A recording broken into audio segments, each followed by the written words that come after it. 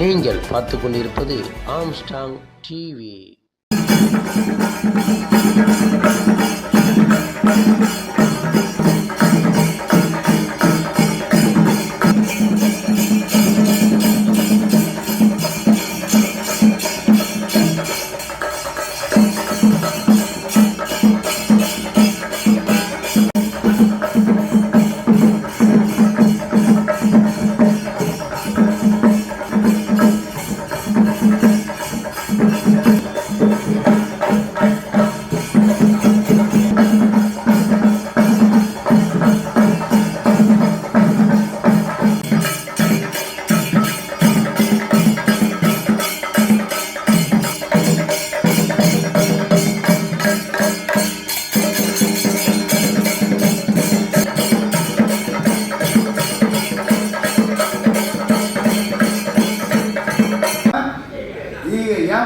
இவரால் தான் அவருக்கு ஈகை என்ற பெயரே வந்ததுன்னு கூட சொல்லிடலாம். அதாவது என்னுடைய மாநசபாவிலே நிகழ்ச்சி, அந்த நிகழ்ச்சியோட ஐயாவை வாழ்த்த வேண்டும் என்ற அன்போடு வந்திருக்கிறார்.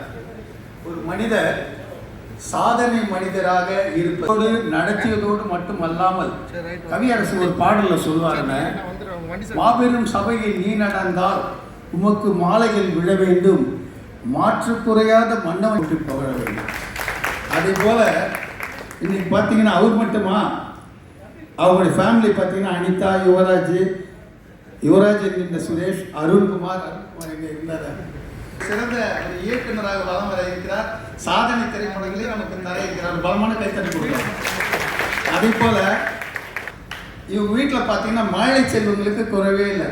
ஒரு வீடுன்னு இருந்தால் மனைவி இருக்கணும், அண்ணன் தம்பி இருக்கணும், தங்கை இருக்கணும். சப்ஜெக்ட் தான் வரேன் நான், இந்த சப்ஜெக்டை ஒட்டி தான் பேசுகிறேன். உறவே என்ற சப்ஜெக்டில் பேசுகிறேன்.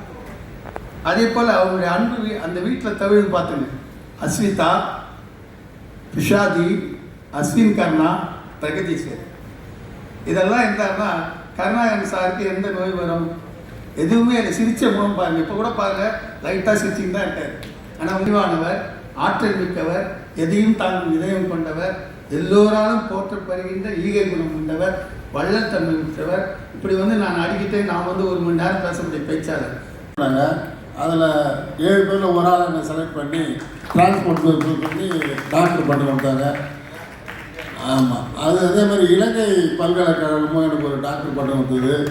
அதே மாதிரி கம்போடியா பல்கலைக்கழகத்துலேயும் ஒரு டாக்டர். நான் 3 டாக்டர் பட்டம் வச்சுருக்கேன். ஆனால் ஒரு டாக்டர் மட்டும் தான் போட்டுக்கலாம்.